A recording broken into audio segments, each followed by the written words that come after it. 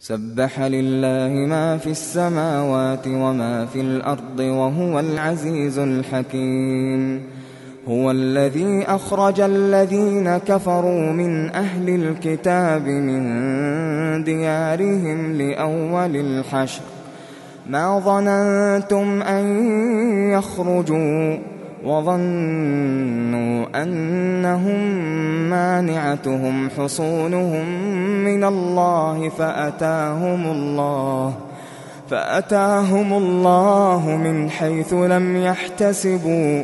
وقذف في قلوبهم الرعب يخربون بيوتهم بأيديهم وأيدي المؤمنين فاعتبروا يا أولي الأبصار. ولولا أن كتب الله عليهم الجلاء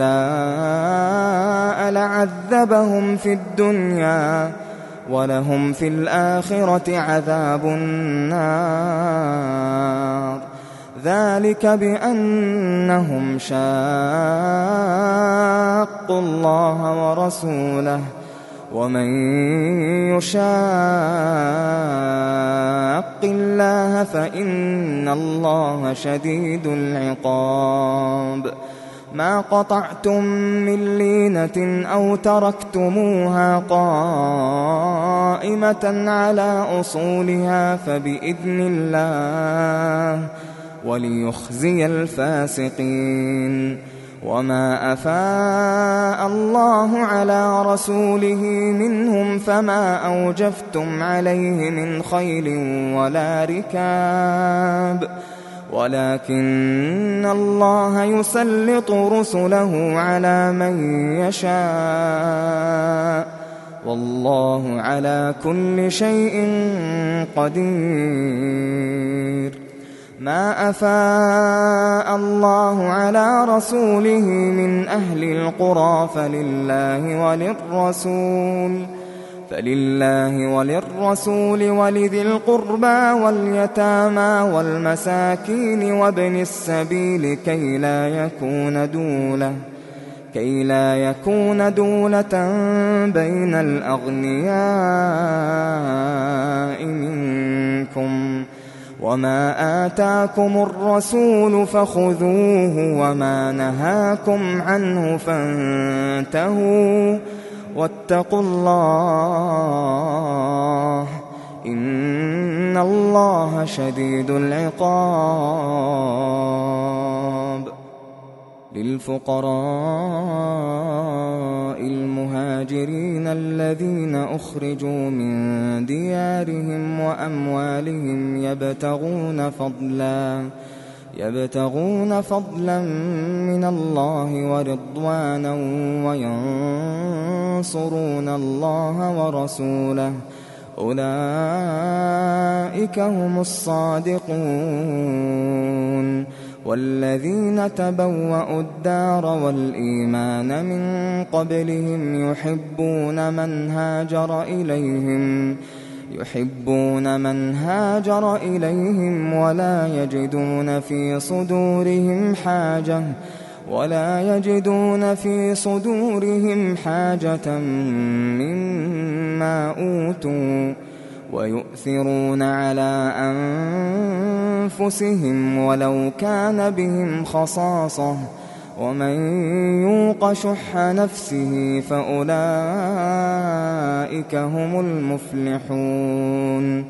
والذين جاءوا من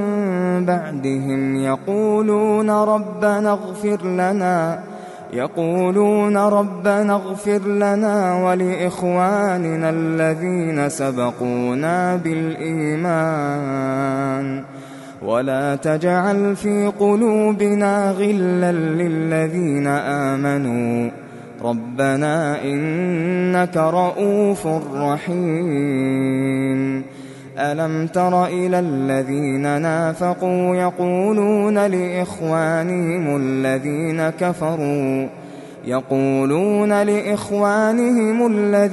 كفروا من أهل الكتاب لئن أخرجتم لنخرجن معكم ولا نطيع فيكم أحدا أبدا وإن قوتلتم لننصرنكم والله يشهد إنهم لكاذبون لئن أخرجوا لا يخرجون معهم ولئن قوتلوا لا ينصرونهم ولئن نصروهم ليولن الأدبار ثم لا ينصرون لأنتم أشد رهبة في صدورهم من الله ذلك بأنهم قوم لا يفقهون لا يقاتلونكم جميعا إلا في قرى محصنة أو من وراء جدر بأسهم بينهم شديد تحسبهم جميعا وقلوبهم شتى ذلك بأنهم قوم لا يعقلون كمثل الذين من قبلهم قريبا ذاقوا وبال أمرهم ولهم عذاب أليم كمثل الشيطان إذ قال للإنسان اكفر فلما كفر قال إني بريء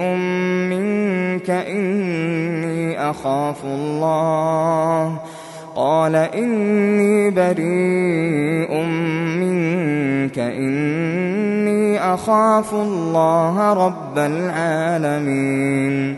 فكان عاقبتهما أنهما في النار خالدين فيها وذلك جزاء الظالمين يا أيها الذين آمنوا اتقوا الله ولتنظر نفس ما قدمت لغد واتقوا الله إن الله خبير بما تعملون ولا تكونوا كالذين نسوا الله فأنساهم أنفسهم أولئك هم الفاسقون لا يستوي أصحاب النار أصحاب الجنة هم الفائزون لو أنزلنا هذا القرآن على جبل لرأيته خاشعا متصدعا من خشية الله وتلك الأمثال نضربها للناس لعلهم يتفكرون هو الله الذي لا إله إلا هو عالم الغيب والشهادة هو الرحمن الرحيم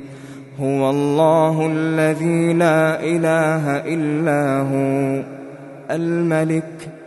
الملك القدوس السلام هو الله الذي لا إله إلا هو الملك القدوس السلام المؤمن المهيمن العزيز الجبار المتكبر سبحان الله عما يشركون هو الله الخالق البارئ المصور له الأسماء الحسنى يسبح له